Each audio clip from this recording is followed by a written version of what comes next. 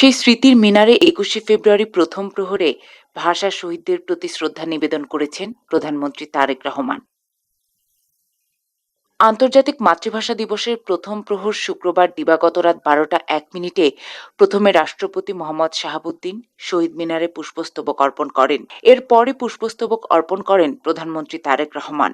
এ সময় মাইকে অমর একুশের কালজয়ী গান আমার ভাইয়ের রক্তে রাঙানো ২১শে ফেব্রুয়ারি আমি কি ভুলিতে পারি বাঁচতে থাকে পুষ্পস্তবক অর্পণের পর রাষ্ট্রপতি ও প্রধানমন্ত্রী কিছুক্ষণ নীরবে দাঁড়িয়ে থেকে ভাষা আন্দোলনের শহীদদের স্মৃতির প্রতি গভীর শ্রদ্ধা নিবেদন করেন।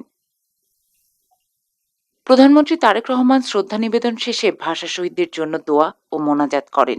ঢাকা বিশ্ববিদ্যালয় কেন্দ্রীয় মসজিদের খতিব নাজির মাহমুদ এই দোয়া ও মোনাজাত পরিচালনা করেন। এরপর মন্ত্রিপরিষদের সদস্যদের নিয়ে শ্রদ্ধা নিবেদন করেন প্রধানমন্ত্রী তারেক রহমান। পরে বিএনপির চেয়ারম্যান হিসেবে দলের স্থায়ী কমিটির সদস্যদের নিয়েও পুষ্পস্তবক অর্পণ করেন তিনি। এরপর স্ত্রী জুবাইদা রহমান ও মেয়ে জাইমা রহমানকে সঙ্গে নিয়ে ভাষা শহীদদের প্রতি শ্রদ্ধা জানান প্রধানমন্ত্রী তারেক রহমান।